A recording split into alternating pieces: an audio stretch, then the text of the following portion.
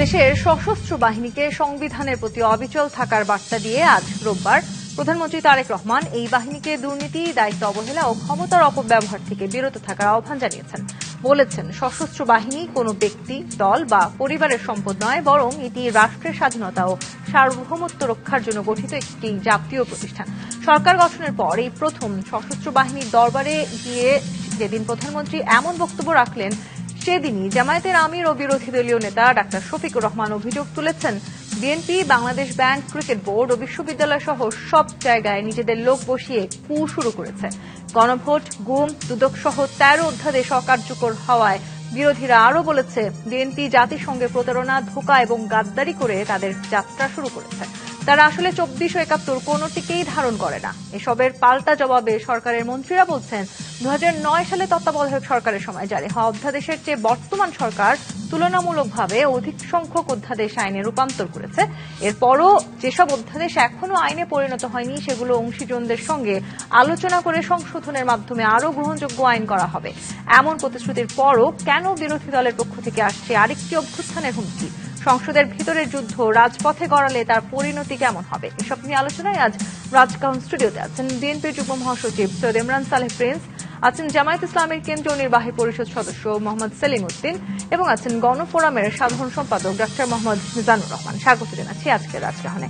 মিজানুর রহমান, আপনাকে দিয়ে শুরু করেছি। অধ্যাদেশগুলো নিয়ে আসলে এত আলোচনা, সেই অধ্যাদেশগুলো যখন আসলে আইন হিসেবে বাতিল হয়ে গেল, ঠিক সেই সময় বিরোধী দল আসলে যে দাবিগুলো করছে, সেই দাবিগুলোকে আবার সরকারি দলের পক্ষ থেকে বলা হয়েছে গুম এবং বিচার বিভাগ বাতিল হওয়া সহ অধ্যাদেশগুলো নিয়ে রাজনীতি করছে বিরোধী দল। রাজনীতিটা আসলে কারা করছে, সরকারি দল নাকি বিরোধী দল? ধন্যবাদ আপনাকে এবং সেই সাথে আমার সম্মানিত সহ আলোচক দুজন এবং ডিবিসি নিউজের সম্মানিত দর্শক শ্রোতা। দেখুন, এই অধ্যাদেশগুলো একটা বিশেষ প্রেক্ষাপটে তৈরি হয়েছিল, জারি করা হয়েছিল। জানেন যে যখন আমাদের দেশে সংসদ কার্যকর থাকে না, তখন রাষ্ট্রের প্রয়োজনে রাষ্ট্রপতি সংবিধানের 93 অনুচ্ছেদ অনুযায়ী বা প্রদত্ত ক্ষমতা বলে সরকারের যে মন্ত্রী পরিষদ, তাদের পরামর্শ অনুযায়ী এই অধ্যাদেশগুলো জারি করে থাকেন। এবং আমাদের সংবিধানেও এটাও বলা আছে যে সংসদে যে আইন পাশ হবে, আমাদের যে অধ্যাদেশগুলো জারি করা হয়, সেটি কিন্তু সংসদে পাশ হওয়া আইনের সমতুল্য ক্ষমতা রাখে। এটা কিন্তু চিরন্তন। উচ্চ আদালতেও এটা গৃহীত হয়। আমাদের যখন এই ২৪-এর অভ্যুত্থানের পরে একটা বিশেষ প্রেক্ষাপটে অন্তর্বর্তীকালীন সরকার দায়িত্ব নিল, ঠিক সেই সময় জন আকাঙ্ক্ষাও তৈরি হলো এবং আমরা যারা ক্রিয়াশীল রাজনৈতিক দল একসাথে অন্তর্বর্তীকালীন সরকারের সঙ্গে বসলাম, তখন কিন্তু একটা সংস্কারের প্রস্তাব আসলো। অন্তর্বর্তীকালীন সরকার দায়িত্ব নিয়ে আমাদের সবাইকে বসে জাতীয় ঐকমত্য কমিশনের সঙ্গে বসলাম এবং এই অধ্যাদেশগুলো এর মধ্যেই সরকার সে সময় পাশ করলেন। এবং সেই জায়গায় আমাদের একটা দাবি উঠেছিল যে আমাদের দেশে যে সাংবিধানিক প্রতিষ্ঠানগুলো রয়ে গেছে, যেমন দুর্নীতি দমন কমিশন, নির্বাচন কমিশন, তারপরে মানবাধিকার কমিশন, বিচার ব্যবস্থার জন্য, এগুলো এই ১৫-১৬ বছর ধরে দলীয়করণ হয়েছে, যে কারণে গণতন্ত্র এখানে আলোর মুখ দেখে নেই। একদলীয় শাসন ব্যবস্থা বলেন কিংবা এক ব্যক্তির হাতে ক্ষমতা কক্ষিগত হওয়ার নজির স্থাপিত হয়েছে। সেই জন্যই কিন্তু আমরা এই সংস্কারের দাবি জোরালোভাবে সমর্থন করলাম এবং ঐকমত্য কমিশনে অনেকগুলো প্রস্তাবে আমরা একমত পোষণ করলাম। দুর্ভাগ্যজনক হলেও সত্য যে অন্তর্বর্তীকালীন সরকারের মধ্যে একটা ডিপ স্টেট কাজ করেছিল, যারা বিদেশ থেকে এসে সংস্কারের দায়িত্ব নিয়েছিল এবং সেই জায়গায় আমরা অনেক কথা প্রতিবাদ করলেও শেষ পর্যন্ত বিশেষ ক্ষেত্রে মেনে নিয়েছিলাম। এবং তারা হযবরল করে এই যে জাতীয় ঐকমত্য যেগুলো আমরা হলাম, তার সঙ্গে যেগুলো নোট অফ ডিসেন্ট দিল, বিএনপিও দিয়েছে, জামাত ইসলাম দিয়েছে, আমাদের দল গণফোরামও দিয়েছে, এই সবগুলো একসাথে প্যাকেজ আকারে সেখানে বাস্তবায়নের জন্য তারা এটা পাশ করালেন। তো সেই জায়গায় তো আমরা দ্বিমত পোষণ করেছি, বিএনপি করেছে। এখন এই জায়গায় এসে যখন জোর করে চাপিয়ে দেওয়া হয় কিংবা একটা রাজনৈতিক সমঝোতার দলিল যেটা সনদ, সেটাকে সংবিধানের উপরে যখন তার স্থান দেওয়ার একটা জোর প্রচেষ্টা চলে, তখন কিন্তু এই সংকটটা দেখা দিয়েছে। এখন ধরেন একটি নির্বাচনের মধ্য দিয়ে আমরা একটা গণতান্ত্রিক যাত্রায় আমরা চলছি। এই জায়গায় সরকার এবং বিরোধী দল প্রত্যেকেরই একটি দায়িত্বশীল আচরণ আমরা আশা করি। বিরোধী দল আসলে যেই দাবিগুলো করছে সেই দাবিগুলোকে এক ধরনের রাজনীতি করা হচ্ছে বলে বলা হচ্ছে এবং সেটি নিয়ে আসলে ভুল বোঝাবুঝিরও কোনো সুযোগ নাই, এরকম কথাও আজকে স্বরাষ্ট্রমন্ত্রী বলেছেন। আবার আইনমন্ত্রী বলেছেন যে বিভ্রান্তি না ছড়াতে বিরোধী দলকে। বিরোধী দল আসলে কি ধরনের বিভ্রান্তি ছড়াচ্ছে বলে মনে করেন? এখন দেখেন, সবচেয়ে বড় যে সমস্যাটা, সংসদ কিন্তু এখন চলমান রয়েছে।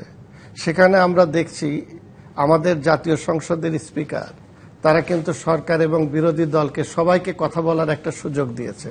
তো যখন সংসদ চলমান রয়েছে সেই জায়গায় আমরা সংসদের বাইরে যে এই ধরনের একটি হুমকি বা এই ধরনের একটি আন্দোলনের যে ধরনের কথাবার্তা বলা হচ্ছে, এটা আমরা অযৌক্তিক মনে করি।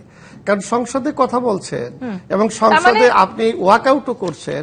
এখন যে কথাটা বলছি, রাষ্ট্রকে এই মুহূর্তে অস্থিতিশীল কিংবা একটি গণতান্ত্রিক যাত্রাকে ব্যাহত করার অপচেষ্টা জনগণ কিন্তু গ্রহণ করবে না। বিরোধী দল করছে কিনা মোহাম্মদ সেলিমউদ্দিন, যেই আলোচনাটা আসলে সংসদে করে হয়তো আলোচনার সাপেক্ষে এই জায়গাটিকে সমাধান করা সম্ভব, সেই জায়গাটিতে আপনারা আসলে ভুল বোঝাবুঝির মধ্যে আছেন কিংবা এক ধরনের এই অধ্যাদেশগুলো নিয়ে এক ধরনের রাজনীতি করার চেষ্টা করছেন। দেশের রাজনীতিতে একটা বড় রকমের হুমকি দেওয়া হচ্ছে, আবারও একটা গণঅভ্যুত্থানের হুমকিও আসছে বারবার বিরোধী দলের পক্ষ থেকে। না, দেখেন সংসদে আসলে কি হচ্ছে। বিরোধী দলকে এক একটা বিলের উপরে 2 মিনিট সদস্যদেরকে কথা বললে 1 মিনিট বাড়াইয়ে দিচ্ছে। 3 দিন আগে কাগজ দেওয়ার কথা, পেপারসগুলো দেওয়ার কথা, 3 মিনিট আগে এনে হাজির করে বলছে হ্যাঁ অথবা না বলেন। এটা থেকে কি বোঝা যায়? আসলে কি সংসদ প্রাণবন্ত? শুধু বিরোধী দল কথা বলতে পারলেই প্রাণবন্ত হয়ে যায়? সংসদীয় যে প্রসিডিউর আছে, কার্য ধারা প্রণালী যেটা আছে, কার্যপ্রণালী যেটা আছে, সেই অনুযায়ী যে নিয়ম মেনে চলার কথা সরকারি দল, সেটা কি মানছে? আর ব্যাপারটা হলো, আমার ভাই যে কথা বললেন তিনি একটু, আমি জানি না, এই নিয়ে সংকটের সূচনা হয়েছে যখন নির্বাচন কমিশন 2টি শপথের জন্য শপথনামা দিয়েছে। একটা ছিল জাতীয় সংসদ সদস্য, কথা ছিল এই জাতীয় সংসদ সদস্যরাই সংবিধান সংস্কার পরিষদের শপথ নেবেন এবং 180 দিনের ভিতরে যে বিষয়গুলোতে সবার ঐক্যমত হয়েছে সেগুলো তারা বাস্তবায়ন। এই যে সবার ঐক্যমত, এই যে তারা বিএনপি তো নোট অফ ডিসেন্ট ছিল, ভাই নোট অফ ডিসেন্টটা বাদ দেন না, নোট অফ ডিসেন্ট বাদেও যেগুলো আছে সেগুলো কি ওনারা মানছেন? গুম অধ্যাদেশ ওনারা তুলছেন পার্লামেন্টে, মানবাধিকার কমিশনটা তুলছেন, অনেকগুলো তো ওনারা ল্যাপস করে দিয়েছেন, উত্থাপন করা ছাড়াই তো বাতিল করে দিয়েছেন। তাহলে বেসিক যে বিষয়গুলো, বিচার বিভাগের স্বাধীনতা, গুম অধ্যাদেশ, মানবাধিকার কমিশন, দুর্নীতি দমন, সাংবিধানিক প্রতিষ্ঠানগুলোকে দলীয়করণ করার এবং কুক্ষিগত করার যে অতীত যে ইতিহাস, সেটাকেই ওনারা তার ধারাবাহিকতা মেনটেন করতেছেন। সুতরাং এখানে আপনি মাঝখান থেকে যে ওনারা কিছু মানতেছেন কিছু মানতেছেন এই কথা না। কথা তো ছিল যে জুলাই চার্টার, যেটা জুলাই চার্টারে আমরা যে বিষয়গুলোতে বিশেষ করে 30টা বিষয়ে আমরা সবাই সুস্পষ্ট ঐক্যমত পোষণ করেছি, এগুলো সংসদ সদস্য হিসেবে শপথ নেওয়ার পাশাপাশি সংবিধান সংস্কার। আবার বিএনপি কিন্তু এটিও বারবার বলছে জুলাই সনদ নিয়ে আসলে তাদের কোনো বিরোধিতা নেই। বিএনপি এখন সংবিধানের যে দোহাই দিচ্ছে, এটা অতীতে আমরা শেখ হাসিনার কাছ থেকে দেখেছি, আওয়ামী লীগের কাছ থেকে দেখেছি, বিএনপির কাছ থেকে আমরা আশা করি না, জাতি আশা করে না। এই সংবিধানের দোহাই দিয়ে আপনার গুমের অ্যারেঞ্জমেন্ট করেছিল শেখ হাসিনা, আয়নাগরের ব্যবস্থা করেছিল, এই সংবিধানের দোহাই দিয়ে জনগণের উপর জুলুম করেছিল। বিএনপি তো তখন প্রতিবাদ করেছে। এই যে গুম অধ্যাদেশের ব্যাপারে বিএনপি কি ঐক্যমত কমিশনে সেখানে কি নোট অফ ডিসেন্ট দিয়েছে? আমার ভাই আসেন বলুক, ওখানে কি ডেমত দিয়েছে? ওখানে তো নোট অফ ডিসেন্ট নাই। তাহলে এটা কেন লেটে করা হবে? যেগুলো জরুরি, যেগুলো খুবই মানুষের জীবনের সাথে রিলেটেড, সেগুলোকে পিছিয়ে ফেলে দিয়ে আর কিছু কিছু বিষয় যেগুলো ওনাদের পক্ষে যায় সেগুলোকে পার্লামেন্টে বিল আকারে পাশ করে জনগণকে ধোঁকা দেওয়ার এবং একদলীয় বাকশালের লাইনে দেশকে নিয়ে যাওয়ার যে চেষ্টা করা হচ্ছে, এটা কোনোভাবেই দেশের জন্য কল্যাণকর না। আমরা মনে করি 1-2 মাসের মধ্যে আপনারা কেন মনে করছেন আসলে বিএনপি এক ধরনের বাকশালের পথে মনে তো করার কারণ বললাম আপনাকে। তো বিএনপি থেকে তো বারবার আপনাদের সাথে সাংবিধানিক আলোচনার যে আহ্বান কমিশনগুলো, জানানো, সাংবিধানিক যে এগুলো, সংবিধানের সবচেয়ে গুরুত্বপূর্ণ দিক যেগুলো সংস্কারের জন্য আনা হয়েছে, ওনারাও 31 দফার মধ্যে ওনাদের প্রথম কথা হচ্ছে জনগণের গণতান্ত্রিক অধিকার প্রতিষ্ঠা করার জন্য ওনারা কি করবেন, সংবিধান সংস্কার পরিষদ করবেন, কমিশন করবেন। দেখেন 1 নম্বর পয়েন্ট 31 দফা পরিষদ না, সংস্কার পরিষদ না, কমিশন, আমরা কমিশন হবে। হ্যাঁ, ঠিক আছে, এটা আমরা অস্বীকার সংস্কার করছি না। কমিশন কই করলেন? না, হবে। তো তারা হবে সব করে নিয়ে তারপরে করবেন। না না, সংস্কার এগুলো কি ধরনের কথা হলো? আপনাদের যে আমাদের 31 দফা, সেই 31 দফাও যদি মানতেন তাহলে তো এটা সুযোগ ছিল সংবিধান সংস্কার পরিষদ, এটাই তো আপনারা করে ফেলতে পারতেন, যেটা আমরা জুলাই চার্টারে বিএনপি আসলে যে নির্বাচনী বিএনপি যেটা করতে চাইছিল 31 দফার প্রথম দফা, এটার তো সুযোগই নির্বাচনী ইশতেহারে বিএনপি যে কথা দিয়েছিল জনগণকে, আপনারা বলার চেষ্টা করছেন সেই কথাটাও বিএনপি সেই কথাটাও বিএনপি রাখে নাই, রাখতেছে না। বিএনপি দ্বিচারিতার আশ্রয় নিয়েছে, যেখানে তার সুবিধা এখানে সংবিধানকে ব্যবহার করছে, যেখানে তার অসুবিধা সংবিধানকে লঙ্ঘন করছে। জি, সৈয়দ ইমরান সালেহ প্রিন্স, আপনার কাছে আসি। সংবিধানের সবচেয়ে গুরুত্বপূর্ণ বিষয়গুলোকেই আপনারা আসলে সংস্কার করতে চাইছেন না। যদি আমি একটু যুক্ত করি, আজকে যখন সশস্ত্র বাহিনী দরবারে গিয়ে প্রধানমন্ত্রী বলেছেন যে রাষ্ট্রের স্বাধীনতা এবং সার্বভৌমত্ব রক্ষার জন্য তিনি একটি একেবারে স্বাধীন প্রতিষ্ঠান চান এবং রাষ্ট্রকেই তিনি সর্বোচ্চ গুরুত্ব দিয়েছেন, ঠিক একই সময়ে জামায়াতের আমির আজকে অভিযোগ করেছেন যে আপনারা বিভিন্ন গুরুত্বপূর্ণ স্থান নিজেদের লোক বসে ইতিমধ্যে শুরু করেছেন। ধন্যবাদ আজকে আমাকে এই শোতে আমন্ত্রণ জানানোর জন্য, এবং আমার সাথে যারা সহ আলোচক আছেন তাদেরকে শুভেচ্ছা জানাচ্ছি, দর্শক শ্রোতাদেরকে শুভেচ্ছা জানাচ্ছি। আসলে আমার কাছে আমার বলতে একটু কেমন যেন লাগছে, তারপরে বলতে ইচ্ছা করছে আমার, যে জামাত যেন আওয়ামী লীগের প্রতিচ্ছবি হয়ে আজকে জাতির সামনে উপস্থাপিত হয়েছে। ঠিক আওয়ামী লীগ যেভাবে মিথ্যাচার করত, বানোয়াট কথা বলে বিরোধী দলকে দমন করার চেষ্টা করত, ঘায়েল করার চেষ্টা করত, ঠিক একইভাবে আজকে জামাত এবং এনসিপি জোট এবং তাদের নেতারা যে ক্ষমতাসীন দলকে মিথ্যা বানোয়াট ভিত্তিহীন কথাবার্তা বলে তারা জনসম্মুখে হেয় প্রতিপন্ন করা এবং জনগণের সামনে একটা বিভ্রান্তি সৃষ্টি করার চেষ্টা চালাচ্ছে। তবে হ্যাঁ, আমাদের দল হিসাবে আমি বলি, আমাদের দলের পক্ষ থেকেও এই ব্যাপারে তাৎক্ষণিকভাবে হয়তো বলা হয়েছে, কিন্তু এটা আরও জোরালোভাবে এই কথাগুলো বলা উচিত ছিল, যেগুলো আজকে স্বরাষ্ট্রমন্ত্রী এবং চিফ হুইপ সাংবাদিক সম্মেলনের মাধ্যমে স্পষ্ট করে যে কথাগুলো বলেছেন, এগুলি অধিবেশন চলাকালে যদি বিরোধী দল মানতেও না। আমি আসছি বিরোধী দল তো কোনো কিছু মানছে না। ওই যে তোরা যে যা বলিস ভাই, আমার সোনার হরিণ চাই, আজকে কিন্তু বিরোধী দল এইভাবে তারা সোনার হরিণের পিছনে ঘুরছে। সেই সোনার হরিণটা কি? তারা স্বপ্ন দেখেছিল তারা ইলেকশন ইঞ্জিনিয়ারিং করে বা প্রশাসনের মাধ্যমে একটা অবস্থান তৈরি করে বা অন্তর্বর্তীকালীন সরকারের ভেতরে আরেকটা সরকার, যেটাকে অনেকে আজকে ডিপ স্টেট বা ডিপ গভর্নমেন্ট বলে থাকেন, সেই সরকারের হাত ধরে তারা হয় নির্বাচনকে প্রলম্বিত করা কিংবা নির্বাচনকে ম্যানিপুলেট করে একটা অবস্থানে যাওয়া, এই চেষ্টা তারা করেছিল। কিন্তু সেটা তারেক রহমানের কৌশলের কারণে সেটা ভেস্তে গেছে। সেই কারণে তারা আজকে কিন্তু ক্ষমতায় আসতে পারে নাই, সেই জন্য জনগণের ভোটে ক্ষমতায় আসতে পারেনি। তো সেই কারণে জামায়াতের আমির অভিযোগ করেছেন যে বিএনপি জনগণের সাথে প্রতারণা, ধোঁকা এবং গাদ্দারি করে আপনাদের যাত্রাটা শুরু করেছে। দেখুন, এই যে কথাটা বলছে, কোথায় গাদ্দারি করলাম? গাদ্দারি করার ইতিহাস বিএনপির নাই, জামাতের আছে। 1971 সালে জাতির সাথে যে গাদ্দারি তারা করেছে, সেই গাদ্দারি তো গাদ্দারির গন্ধ তো এখনো তাদের গা থেকে যায় নাই। সেই পাক হানাদার বাহিনীর যে সাথে তাদের যে কোলাবোরেশন, এবার সংসদেও, যেটা আমাদের তো করা না, এটা অন্তর্বর্তীকালীন সরকারের করা যে আইন, মুক্তিযোদ্ধার যে সংজ্ঞা যেটা করা হয়েছে, সেখানে জামাতি ইসলাম, নেজামে ইসলাম পার্টি বা অন্যান্য কয়েকটি দলকে তারা পাক হানাদার বাহিনীর সহযোগী হিসাবে আখ্যায়িত করে অন্তর্বর্তীকালীন সরকার যে অধ্যাদেশ জারি করেছিল, সেই অধ্যাদেশ কিন্তু এটা পাশ হয়েছে। ওনাদের জোট সঙ্গী এনসিপি, জামাত এটার বিরোধিতা করেছে, কিন্তু এনসিপি আবার চিঠি দিয়ে স্পিকারকে জানিয়েছে যে না, আমরা এই বিলের সাথে আমরা একমত। অর্থাৎ জামাত যে আপনার এই কি বলে পাক হানাদার বাহিনীর সাথে সহযোগিতা করে 71 সালে জাতির সাথে গাদ্দারি করেছিল, এই ব্যাপারে আবার এনসিপি। কিন্তু এরপরে মোহাম্মদ সালেমউদ্দিন বললেন যে সংসদ কোনোভাবেই সংসদীয় নিয়ম মেনে চলছে না, সবকিছু বিএনপির নিয়ম মতন চলছে। সংসদের নিয়ম যদি জামাতের কাছ থেকে শিখতে হয় বিএনপির, তাহলে তো মহা মুশকিল।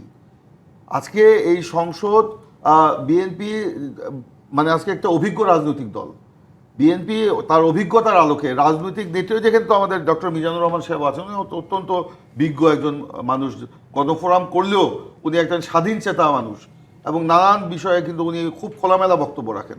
তো ওনার কাছে জিজ্ঞেস করে দেখেন, আমি আমার বক্তব্য বলবো না। আজকে এই যে কথাগুলো বলছে, তা আজকে তো আমরা ওনারা কি বললেন যে বিএনপির সংবিধান সংস্কার কমিশন করার কথা ছিল। বিএনপি তো সংসদে প্রস্তাবই দিয়েছে স্পিকারের কাছে যে আপনি একটা সর্বদলীয় সংবিধান সংশোধন কমিটি করে দেন। বিএনপি সংস্কার কোনো বিষয় না, সংস্কার হতে পারে না সংবিধানের, সংবিধান তাহলে- রহিত হতে পারে, সংবিধান সংশোধন হতে তাহলে পারে, আপনাদের একটি সংবিধান দফায় বাতিল সংস্কার হয়ে লিখছেন না, তো? ওইটা ভুল ওইটা করে লিখছিলেন সংবিধান কমিশন হতে না, পারে। বলছি সেখানে যেটা- সংস্কারটা let me লিখছিলেন কি say- let ভুল me করে? say, আমাকে আপনার কথা আপনি বলবেন, আমাকে বলতে দেন। আমরা তো বলেছি স্পিকারকে, ওনারা সেটা মানেন না। আচ্ছা, বলে যে জুলাই সনদ, জুলাই আজকেও আমাদের মানে আমাদের প্রধানমন্ত্রী তিনি স্পষ্ট করে বলেছেন যে জুলাই সনদের প্রতিটি অক্ষর আমরা বাস্তবায়ন করতে অঙ্গীকারাবদ্ধ। কিন্তু জুলাই সনদ নিয়ে জুলাই আদেশ কি সনদ বাস্তবায়ন আদেশ নিয়ে বিএনপির সাথে যে প্রতারণা অন্তর্বর্তীকালীন সরকার করেছে সেটা তো আমরা মানতে রাজি না। কিন্তু যেটা বারবার আসলে জামায়াতের নেতাকর্মীরা বলার চেষ্টা করছেন তো যে তখন আপনারা আপনারা বলেন না, আপনাদের অবশ্যই বলেছি যে- না, প্রতিবাদ কোর্টে তখন যেতেন তখন। আমরা প্রতিবাদ সরকার করেছি। যদি আপনাদের সাথে আমাকে বলতে প্রতারণা দেন, করে, তাহলে তখন কোর্টে প্রতিবাদ, যেতেন। তখন একটা সূক্ষ্ম ষড়যন্ত্র ছিল আমি এটা বলেই দিই আজকে অনিয়ারে, অন্তর্বর্তীকালীন সরকারের 5 জন উপদেষ্টা সহ এই সংস্কার কি সংবিধান কি যেন কি কমিশন হলো যেটা নিয়ে আলোচনা করলো, এই সংস্কার কমিশন, ঐক্যমত্য কমিশন, সেই ঐক্যমত্য কমিশনের প্রধান সহ কিছু ব্যক্তি একটা তারা ইয়ের মধ্যে ছিল ষড়যন্ত্র, এবং এইটার সাথে বলা হচ্ছে আজকে জামাত এবং এনসিপিও ছিল, নির্বাচনকে বিলম্বিত করে একটা অনির্বাচিত সরকার এসে একটা গন্ডগোল লাগিয়ে একটা বিপ্লবী সরকার গঠন করে দেশকে দীর্ঘদিন অনির্বাচিত শাসনের মধ্যে নিয়ে যাওয়া এবং তাদের উদ্দেশ্য বাস্তবায়ন করা, এই একটা পরিকল্পনা ছিল। যদি বিএনপি ওই বিষয়টা নিয়ে যদি এই কাজ মাঠে নামতো তাহলে এই কাজটি করতো। আমরা কৌশলে আমরা জাতীয় তার মানে নির্বাচনকে জাতিকে গোজামিল দিয়ে গোজামিল না, দিয়ে আমাকে কোনোরকম বলতে দেন। নির্বাচন পার করেছেন। আচ্ছা ভাই, আমাকে বলতে দিবেন না, এখানে তো সমস্যা। যে আওয়ামী লীগ যেরকম আমাদেরকে টকশোতে বলতে না, দিত না, এই আজকে যে একই স্মরণ ধারায় করে আসবো। জামাত একটু help ইসলাম করছি, আমাদেরকে একটু স্মরণ করে বলতে দিচ্ছি, দেয় please না। ভাই, একটু দেখবি স্মরণ। আপনার বক্তব্য সময় আপনি বলবেন সেলিম ভাই, আমি কিন্তু আপনার বক্তব্য সময় আমি বা বিজান ভাই কেউ কোনো কথা বলি না। জামাত তো ইসলামী আজকে যে অভিযোগটি আমি একটা শেষ করছে- করি, একটা শেষ করি। আমরা জুলাই সনদের ব্যাপারে অঙ্গীকারাবদ্ধ, আমরা সকলের সামনে স্বাক্ষর করেছি এবং সেই স্বাক্ষর অনুষ্ঠানে ডক্টর মোহাম্মদ ইউনূস তিনি নিজেও স্বাক্ষর করেছেন, জামাত ইসলামও স্বাক্ষর করেছেন, নোট অফ ডিসেন্ট এখানে উল্লেখ ছিল। এখন পরবর্তীতে আসলো গণভোটে আমরা প্রথম রাজি হইনি, আমরা রাজি ছিলাম না, কারণ এইটা গণভোটের কোনো প্রয়োজন ছিল না। সংসদে সকলে মিলে আমরা একটা সংবিধান সংশোধন করে সংবিধানের সংস্কারগুলো আমরা নিয়ে আসতে পারতাম এখানে। কিন্তু যখন তারা বলল যে গণভোট ছাড়া নির্বাচন হবে না এবং সরকারের ভিতরে কিছু কিছু লোকের, তখন আমরা এই ষড়যন্ত্রের তার একটা মানে এই যে আভাস বিষয়গুলো পাচ্ছিলাম। মেনে নেওয়াটা বিএনপির কোথাও না আমি- কোথাও এক ধরনের কৌশল কৌশল ছিল। ছিল, রাইট। জি, আমি আসবো আপনার কাছে, আমি একটা বিরতির লাইন সময় শেষ করি, হয়েছে। নাহলে অসম্পূর্ণ জি, থেকে যাবে। 10 এক সেকেন্ড, লাইন, 10 সেকেন্ড, 10 সেকেন্ডে শেষ করব। এই যে তখন আমরা যে বললাম, তখন গণভোটে আমরা রাজি হলাম, কিন্তু দেখা গেল গণভোটে যে বিষয়গুলো আসছে একতরফাভাবে ডক্টর আলী রিয়াজ জামাত এবং এনসিপির প্রভাবে প্রভাবিত হয়ে তারা এমনভাবে একটা প্যাকেজ দিল যেখানে হা না তার মানে ওই অন্তর্বর্তীকালীন সরকার আসলে জামায়াত এবং এনসিপির হয়ে কাজ করেছে এবং এটা সেই তারা, হ্যাঁ, কারণেই প্রভাবিত ছিলই। অধ্যাদেশগুলো আসলে বিএনপিকে বাতিল করতে হলো কৌশলগত না না, কারণে কিনা। আমি আমি আসবো। এখানে একটা কথা বলি নেই, এই অধ্যাদেশের ব্যাপারে আমি- আমরা বলেছি আমরা নিয়ে ফিরবো। এইটা নতুন করে বিল আনবো। জি25 ইস্পাত নিবেদিত রাজকাহন থেকে বিরতি নিয়ে ফিরছি, সাথেই থাকুন। জি25 ইস্পাত নিবেদিত রাজকাহন দেখছেন। মোহাম্মদ সালিমউদ্দিন, বারবার বিএনপি থেকে আশ্বাস দেওয়া হচ্ছে যে আপনারা আসলে যদি আলোচনা করেন সেক্ষেত্রে যাচাই করে সংশোধিত আকারে উত্থাপন করা হতে পারে সংসদে, তারপরেও আসলে সেই আশ্বাসে আপনাদের অনাস্থা কেন? আসলে এটা একটা বিএনপির, ওই যে প্রিন্স ভাই বললেন, নির্বাচনের আগেও ওনারা জানতেন অন্তর্বর্তী সরকার প্রতারণা করছে, তারপরও জাতিকে মানে এক ধরনের প্রতারণার আশ্রয় নিয়ে ওনারা নির্বাচন মেনে নিয়েছেন, আর আমাদের উপরে দায়িত্ব দিচ্ছেন যে তাতে নির্বাচন পিছিয়ে যেত। আমরা তো বলেছিলাম আমরা বলেছিলাম গণভোটটা আগে করার জন্য। গণভোট যদি আগে হইতো আজকে বিএনপি সুযোগ নিতে পারতো না। আমরা আগে ডাউট করেছিলাম যে বিএনপি এই কাজটাই করবে, তো আমরা কেন গণভোট একই দিনে নির্বাচন দিন মেনে নিলাম? জাতীয় নির্বাচন যাতে সঠিক সময় হয়ে যায়, কারণ এখানে স্টেক হোল্ডার মেইনলি দুইটা ছিল, বিএনপি জামাত। এর যে কোনো একটা নির্বাচন না করলে নির্বাচন হতো না, পিছিয়ে যেত। তা আমরা নির্বাচন পিছিয়ে চেয়েছি, এটা প্রমাণ হয়। আমাদের তো অন্যতম দাবি ছিল যে গণভোট জাতীয় নির্বাচনের আগে আলাদাভাবে। এখন উনি যে আরেকটা কথা বললেন, ইলেকশন ইঞ্জিনিয়ারের কথা, ওনারা মন্ত্রীরা স্বীকার করে নিয়েছেন। শাহ আলম সাহেব পার্লামেন্টে গোলা কাপ ঝাঁঝাইয়া বলেছেন যে ছাত্ররা আন্দোলন করেছে আর ইউনূস সাহেব লন্ডনে যাইয়া ট্রফি তুলে দিয়ে আসছেন। কি মিন করে? তারপরে সাবেক উপদেষ্টারা বলেছেন যে আমরা এই বিরোধী দলকে আসতে দেইনি, আমরা ইঞ্জিনিয়ারিং করে এটা এখন যারা ক্ষমতাসীন তাদেরকে আমরা ক্ষমতায় নিয়ে এসেছি। সুতরাং ইঞ্জিনিয়ারিং কোথায় হয়েছে, সেটা এখন দিবালোকের মতো স্পষ্ট। সুতরাং আমার মনে হয় যে সত্যিকার অর্থে সরকারি দল যদি আন্তরিক হয় তাহলে তারা সমান সমান সংবিধান সংস্কার পরিষদ গঠন করুক, পার্লামেন্টের মেম্বারদেরকে নিয়ে বিরোধী দলকে সমান সংখ্যক সদস্য দিক, যদি তাদের আন্তরিকতা থাকে। এবং তারপরে যদি তারা বলে যে আমরা তো আন্তরিকতা দেখিয়েছি, এটা সবাই মেনে নেবে। কিন্তু ব্যাপারটা হলো এটা একটা মোলা জোলানোর মতো, আর জাস্ট আলোচনার নামে সময় কেমন করে সংখ্যাগরিষ্ঠতার জোরে হা জয়যুক্ত হয়েছে বলে এটা পাস করে নেওয়া। আসলে আপনাদের কেন মনে হচ্ছে না, সেটা তো ইতিমধ্যে প্রমাণ হয়ে গেছে। আলোচনাটা পার্লামেন্টে আসলে পরিচালনার আলোচনা আলোচনার কেন নামে রাষ্ট্রের অর্থ খরচ হচ্ছে, কিন্তু বিরোধী দলের একটা পয়েন্টও তো আমলে নেওয়া হচ্ছে না। বিরোধী দলকে তো সত্যিকার অর্থে যে সময় বরাদ্দ করা হচ্ছে সেটাও পর্যাপ্ত নয়। তো সুতরাং এখানে সরকারি দলের লোকেরা ইচ্ছামতো কথা বলতেছে, আর বিরোধী দল এখানে কিছু প্রতিবাদ জানাচ্ছে, কিন্তু সেটা কোনো কার্যকরীভাবে সরকার আমলে নিয়ে যে একটা জেন্টলম্যান আন্ডারস্ট্যান্ডিং যেটাকে বলে, সেই ধরনের কিছু তো সরকারি দল এখন পর্যন্ত দেখাইতে পারে নাই। সুতরাং আমার মনে হয় যে আসলে ওনারা সংবিধানের দোহাই দিয়ে, দেখেন স্বাধীন বিচার বিভাগ ওনারা কম বক্তৃতা দিছে। মাজদার হোসেন মামলার আলোকে আলাদা সচিবালয় হবে, স্বাধীন বিচারপতি নিয়োগের আইন হবে, সুপ্রিম জুডিশিয়াল কাউন্সিল হবে। আজকে কি জিনিস হলো যেটার জন্য আবার আলাদা পর্যালোচনা করতে হবে? এটা তো এক বাক্যে মেনে নেওয়া দরকার ছিল বিএনপি। তার মানে আসলে ন্যায় বিচার থেকে জাতিকে দূরে রাখবার একটা মনাদের খায়েশত তৈরি হয়েছে। আবারও সেই বিচার বিভাগের উপর নিয়ন্ত্রণ করতে চান। এটলিস্ট বিচার বিভাগটাকে নিয়ে রাজনীতি না করলে জাতির জন্য ভালো হতো না। সেই জন্য আমরা বলবো যে আসলে মানে ওনারা সত্যিকার অর্থে দেশ তো ভালো করে চালাতে পারছে না। আজকে আপনার চিকিৎসা নাই, বাচ্চারা মারা যাচ্ছে, জ্বালানির ব্যাপারে কোনো সুষ্ঠু সমাধান দিতে পারছে না। আজকে স্থানীয় নির্বাচন এগুলা না দিয়ে মেয়াদ উত্তীর্ণ হয়ে গেছে। এখন সেখানে সংবিধানের 93 আছে, এমন কোনো আইন করা যাবে না যে আইন অন্য আইনের সাথে সাংঘর্ষিক হয়। 59 নম্বর ধারায় আছে, অনুচ্ছেদে আছে যে স্থানীয় সরকারে রাষ্ট্রীয় ভীষণ গুরুত্বপূর্ণ স্পর্শকাতর বেশ কিছু অধ্যাদেশ আসলে বাতিল হতে যাচ্ছে। সেটি নিয়ে আসলে মূলত যেই আলোচনাটা বা বিতর্কটা তৈরি হয়েছে, সেই জায়গাটিতে গুম কিংবা আসলে মানবাধিকার কমিশন, দুদকের মতন জায়গাগুলো আছে। বিচার বিভাগকে আলাদা না করার মধ্য দিয়ে আসলে বিএনপি নিজেদের ক্ষেত্রে আবারও সেই আওয়ামী লীগের আমলের মতন এক ধরনের বুমেরাঙে ফিরে যেতে পারে বলে কি মনে করেন? না, দেখেন আমরা কিন্তু বরাবরই বলেছি আমাদের দেশের কিছু স্বাধীন প্রতিষ্ঠান, বিশেষ করে বিচার ব্যবস্থা নিয়ে নানা ধরনের প্রশ্ন আছে। আপনি যদি দেখেন অতীতে বিচারপতি নিয়োগের ক্ষেত্রে অধিকাংশ ক্ষেত্রে দলীয়করণ হয়েছিল, এটা কিন্তু বিতর্ক বা প্রশ্ন সবসময় থেকেছে। যে কারণে মাজদার হোসেন মামলার যে রায়, তার আলোকে স্বাধীন বিচার ব্যবস্থা এবং বিচারক নিয়োগ প্রক্রিয়া বা পদ্ধতি ইত্যাদি নিয়ে সবসময় কথা বলা হয়েছে। দুঃখজনক হলেও সত্য, যখন যে সরকার ক্ষমতায় এসেছে তারা যে স্বাধীন বিচার ব্যবস্থার কথা কিংবা আইনের শাসনের কথা বললেও এই বিচার ব্যবস্থা পৃথকীকরণ যেটা জন আকাঙ্ক্ষা, সেটা তারা কেউ কখনোই করে নাই। এবার যেটা হয়েছিল, অন্তর্বর্তীকালীন সরকার দায়িত্ব নেওয়ার পরে প্রথম কিন্তু তারা যে কমিটমেন্ট করেছিল সেই জায়গার থেকে সরে আপনি যদি দেখেন জনাব আসিফ নজরুল আইন বিষয়ক উপদেষ্টা, তিনি যে 35 জন বিচারক নিয়োগ দিয়েছিলেন, সেটা সে আগের যে প্রক্রিয়া, সেই প্রক্রিয়া, এবং এটা খুবই বিতর্ক তৈরি করেছিল। এরপরে তারা একটা অধ্যাদেশ জারি করে বিচারপতি নিয়োগের একটা প্রক্রিয়া করে এবং দ্বিতীয় ধাপে তারা যে বিচারপতিগুলো নিয়োগ দেন, এটা খুবই প্রশংসিত হয়েছিল। তো সেই ক্ষেত্রে এই বিচারপতি নিয়োগের যে প্রক্রিয়া এবং বিচার বিভাগকে পৃথকীকরণ করার জন্য যে অধ্যাদেশ বা যে আকাঙ্ক্ষা ছিল, আমাদের যে বিশ্বাস যে বিএনপি অন্তত ক্ষমতায় আসার পরে এইটা তারা বাস্তবায়ন করবে।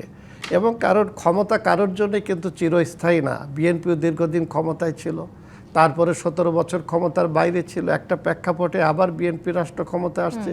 এই অতীত ইতিহাসকে পর্যালোচনা করে তারা এটা করবে আমাদের বিশ্বাস। এবং আইনমন্ত্রী সংসদে দাঁড়িয়ে বলেছে যে তারা এটা করবে। এখন এই যে তারা প্রতিশ্রুতি দিয়েছে, আমরা এই প্রতিশ্রুতি বাস্তবায়ন দেখতে চাই।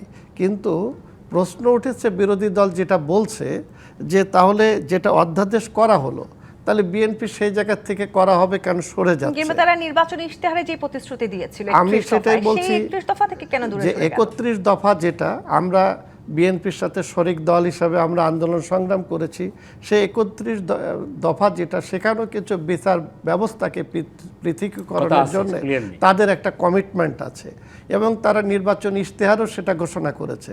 সেই জন্য এই জায়গার থেকে তারা ফেরত যাবে এটা আমরা আশা করি না বিএনপির কাছ থেকে। এবং সেই জায়গায় আসলে অন্তত এই রাষ্ট্রীয় গুরুত্বপূর্ণ জায়গাগুলো থেকে আসলে নিজেদের কমিটমেন্টের জায়গা থেকে সরে যাবে সেটি কেউই আশা করছেন না। সৈয়দ ইমরান সালেহ প্রিন্স, কেন তাহলে আপনাদের এই সরে যাওয়া? দেখুন, আপনারা একটা বিভ্রান্তির মধ্যে আছেন। জামাত এনসিপি জোট যে বিভ্রান্তি সৃষ্টি করছে সেই বিভ্রান্তিতে আপনারাও পড়ে গেছেন।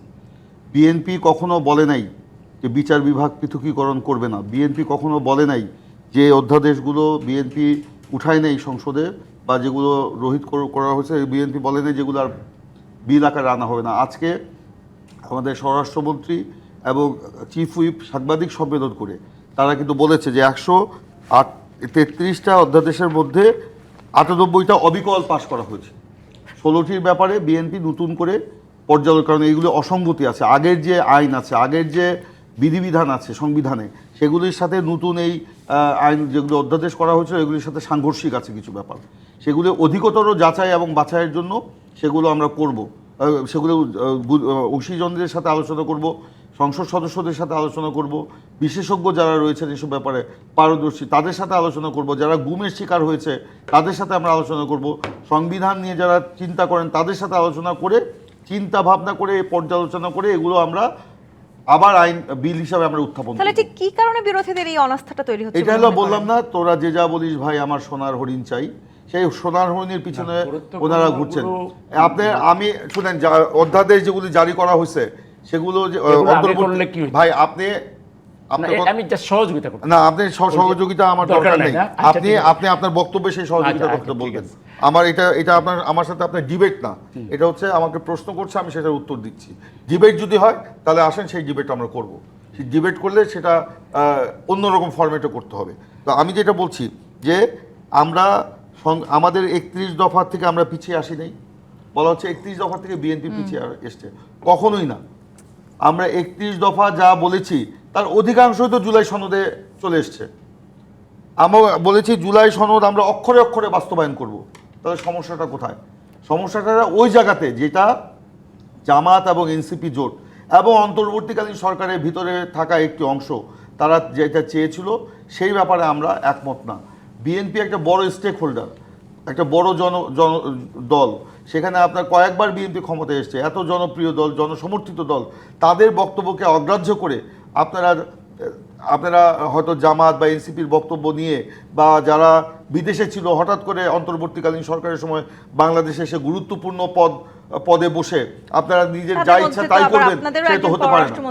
তাকেও অনেক অভিযোগ আছে জামায়াতের পররাষ্ট্রমন্ত্রীকে নিয়ে, তিনিও আসলে অন্তর্বর্তীকালীন সরকারে ছিলেন। আমি অন্তর্বর্তীকালীন সরকারের একটি অংশের কথা বলেছি, যেটা ইতিমধ্যেই পত্রপত্রিকায় এসছে এবং বিভিন্ন জায়গায় এসছে, সামনে হয়তো আরও চলে আসবে।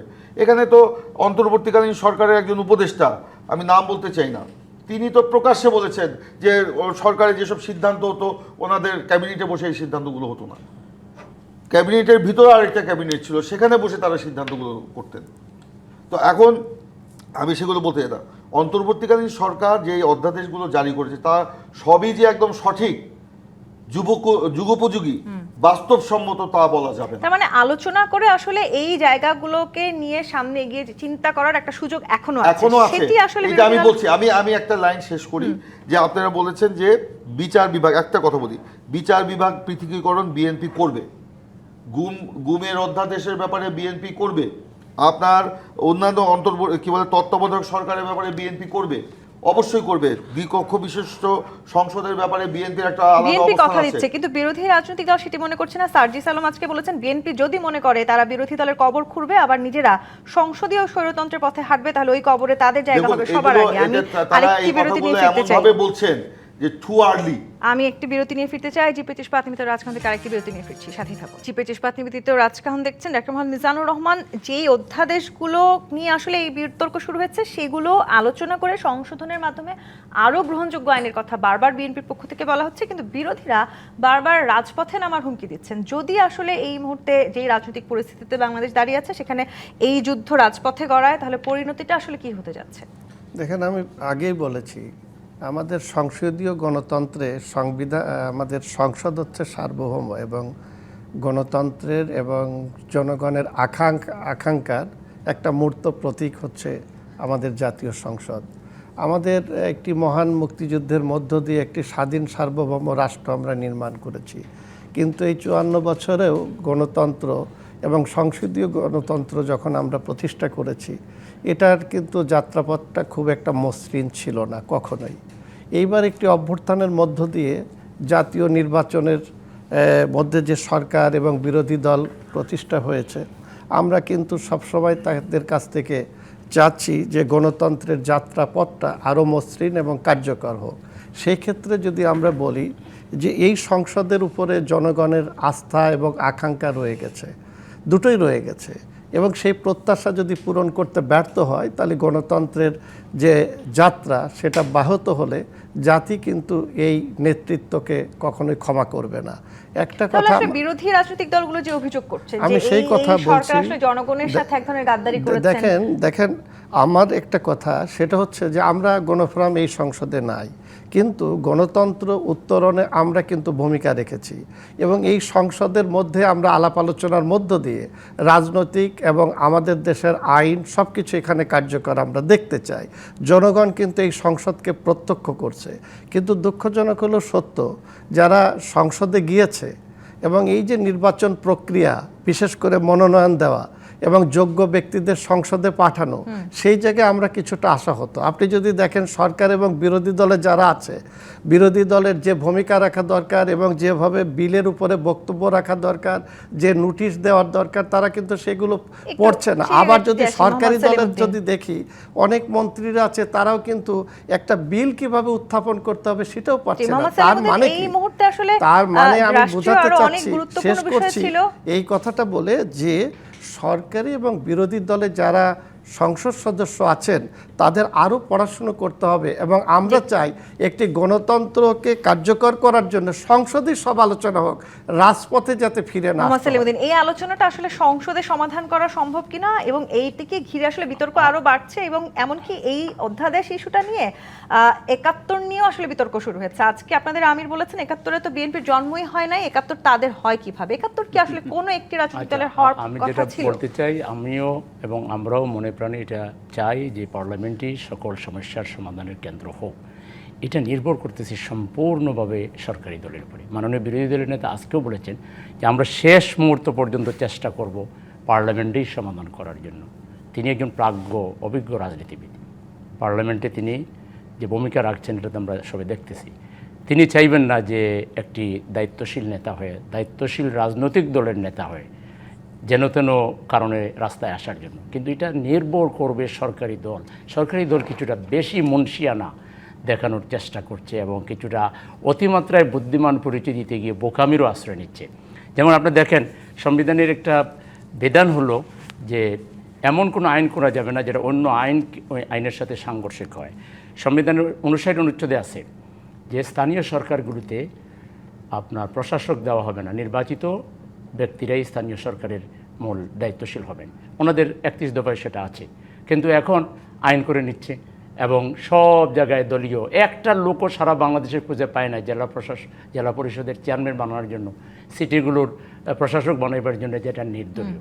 বিএনপি কতটা দলীয় মানসিকতার দিকে চলে গেছে, একদলীয় মানসিকতার দিকে চলে গেছে, এটা তার প্রমাণ।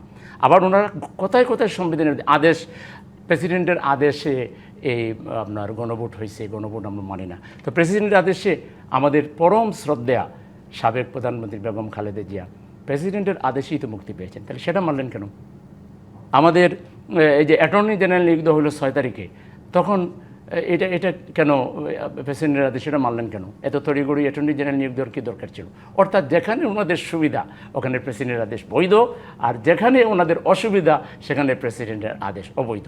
আমরা মনে করি একই অভিযোগ আবার আপনাদের বিরুদ্ধে আছে। সংবিধানের যতটুকু অভিযোগ থাকতে পারে, কিন্তু আমরা তো ট্রান্সপারেন্টলি বলছি, আমরা মনে করি যে বিএনপিকে আরও ঠান্ডা মাথায় সংসদ চালাতে হবে, রাজনীতি করতে হবে। তারা একটা পুরাতন অভিজ্ঞ রাজনীতি দল, কিন্তু বিএনপি খুব তাড়াতাড়ি ফ্রাস্ট্রেটেড হয়ে যাচ্ছে, বিএনপি উত্তেজিত হয়ে যাচ্ছে, বিএনপি ফ্লোরটা বিরোধীদের ওনাকে বেশি দেন। যেভাবে বিরোধী দলকে যেভাবে ফ্লোরটা বেশি ম্যানেজ দেন। করার কথা বিএনপি পার্লামেন্টও সেটা পারছে না, এই উত্তরটাই আমি even নিই, বাইরেও সলিম তারা রামসালে সেটা প্রিন্স। পারছে না। কেন বিএনপিকে আসলে আমরা আপনারা বলবো সংসদেও যে পারছেন না, নিজেদের বাইরেও পারছেন অতীত না। যে তিক্ত আমাকে থামান, অভিজ্ঞতা, তারপর আমি বলবো। রাজনীতিতে ওনারা যে সেই জায়গা থেকে মাইর আমরা বেরিয়ে আসতে খেয়েছেন চাই নিশ্চয়ই। আওয়ামী সলিম শাসনের রামসালে সময়, প্রিন্স। আমরা ওনারাও খেয়েছেন, আমরাও খেয়েছি, সেটা মাথায় সলিম রেখে রামসালে প্রিন্স। ঠান্ডা মাথায় রাজনীতি করার জন্য জি, বিএনপিকে আমরা একটু আহ্বান জানাচ্ছি। হ্যাঁ, সলিম রামসালে প্রিন্স। বিএনপির মাথা ঠান্ডা আছে। বিএনপি একটা অভিজ্ঞ রাজনৈতিক দল। বহুবার বিএনপি ক্ষমতায় এসেছে, বহুবার বিরোধী দলে ছিল, রাজপথে ছিল, লড়াই করেছে, হত্যাকাণ্ডের শিকার হয়েছে, গুমের শিকার হয়েছে, এবং ইতিহাসের মধ্যে বাংলাদেশের মধ্যে সবচেয়ে মানে নিপীড়িত রাজনৈতিক দল যদি বলা যায় বিএনপি। যেই দলের প্রধান বেগম খালেদা জিয়া থেকে শুরু করে একটা ওয়ার্ড লেভেলের নেতা পর্যন্ত মিথ্যা মামলার শিকার হয়ে জেল খেটেছে, এবং আজকে বেগম খালেদা জিয়ার তার মানবাধিকারগুলোকে হরণ করা হয়েছিল। তো বিএনপিকে যদি বলা যায় বিএনপি অতিমাত্রায় মুন্সিয়ানা দেখাচ্ছে, তো বিএনপি তো মুন্সিয়ানা দেখানোর জন্য পারদর্শী। বিএনপি তো মুন্সিয়ানা দেখাতেই পারে, বিএনপির তো অভিজ্ঞতা আছে। যাদের অভিজ্ঞতা নাই তারাই এই কথাগুলো বলে। তারা বলছে তো এই মুন্সিয়ানা দেখাতে গিয়ে আপনারা সব ভুল করছেন। আমরা ভুল করছি না, সঠিক পথে যাচ্ছি। উনি একটু আগে বলেছেন যে বিএনপি নাকি দেশ ভালোভাবে চালাতে পারছে না। আজকে বিএনপি ক্ষমতায় এসছে, সরকারে এসছে মাত্র 2 মাসেও হয়নি। এই 2 মাসের মধ্যে আমাদের আঙ্গুলের মানে ভোটের কালির দাগ শোকাতে না শোকাতেই আমরা আমাদের নির্বাচনী অঙ্গীকারগুলো একে একে বাস্তবায়ন করা শুরু করেছি। আমরা ফ্যামিলি কার্ড দিয়েছি, আমরা কৃষক কার্ড দিব আগামী 1 বৈশাখ, আমরা 10,000 টাকা পর্যন্ত কৃষি ঋণ সুদসহ মকুব করেছি। আমরা আলেম কি বলে ইমাম মুয়াজ্জিন কি বলে গির্জার ফাদার কিংবা মন্দিরের সেবায়েত তাদেরকে আমরা রাষ্ট্রীয় ভাতা দিচ্ছি প্রতি মাসে। তারপর আমরা একের পর এক নির্বাচনী ওয়াদাগুলো আমরা বাস্তবায়ন করে চলেছি। আমরা প্রত্যেকটা জায়গায় আমরা একটা শৃঙ্খলা ফিরিয়ে আনার চেষ্টা করছি। কোথায় ভালো করে আমরা দেশ চালাতে পারছি না? তাহলে তো ওনারাই বরঞ্চ এই দেশ চালানোর ভালো করে দেশ পরিচালনার পথে ওনারা কিন্তু প্রতিবন্ধকতা সৃষ্টি করার জন্য অহেতুক তারা বিভিন্ন রকম বক্তব্য দিয়ে তাদের দুরভিসন্ধি রাজনীতির কিন্তু প্রতিফলন ঘটাচ্ছে। এটা আজকে আমরা বলতে বাধ্য হচ্ছি। তাহলে বিরোধীদের এই আজকে অনাস্থাকে আপনারা আস্থায় ফিরিয়ে আনতে আমরা পারবেন আস্থায় কিনা? ফিরিয়ে একদম আনার ছোট চেষ্টা করে। করছি, 20 সেকেন্ডে। কিছুক্ষণ আগেও তিনি বললেন যে তত্ত্বাবধায়ক সরকারের অন্তর্বর্তীকালীন সরকারের এক উপদেষ্টা নাকি বলেছেন বিরোধী দলকে তারা নাকি ক্ষমতায় আসতে দেয়নি। কিন্তু আমি ভালো করে 3 বার শুনেছি ওই অন্তর্বর্তীকালীন সরকারের উপদেষ্টার বক্তব্য। তিনি কোথাও বিরোধী দল বলেন নাই, তিনি বলেছেন উগ্রবাদীদের। না, তাহলে বর্তমান কি বিরোধী দল শব্দ আমি বলেছে। তাহলে কি ওনারা মানে জামাত নিজেদেরকে নিজেরাই উগ্রবাদী না, হিসেবে বর্তমান চিহ্নিত বিরোধী দল করছেন? শব্দটা বলেছেন, বলেন আপনি নাই। আবার শুনবেন, আমি শুনেছি, আবার শুনবেন। আমি শুনেছি, এই কথা ছিল না। জি। আজকে যে কথাগুলো আমরা সেই প্রত্যাশা রাখতে চাই আসে, আমি বিরোধীরাও একটা শেষ আস্থায় কথা আসুক। বলতে জি, শেষ কথা একটা বলি 10 যে সেকেন্ড। আমরা বলি যে এটা বিএনপির প্রতি আস্থা রাখতে হবে। জি, সেই আমরা বিএনপি সেই এমন কোনো প্রত্যাশা কাজ রাখতে চাই। করবে না সৈয়দ ইমরান সালে, প্রিন্স দেশে মোহাম্মদ আবার একটা সেলিমউদ্দিন, নৈরাজ্য ডাক্তার মোহাম্মদ সৃষ্টি হোক। মিজানুর রহমান। বিরোধী দলকেও আমাদের উপর আজকের মতো বিদায় নিচ্ছি। চিপিতিস পাতিমিত রাজখান থেকে ফিরবো আগামীকাল রাত 10টায় নতুন রাজকাহন। এডিবিসির সঙ্গে থাকুন।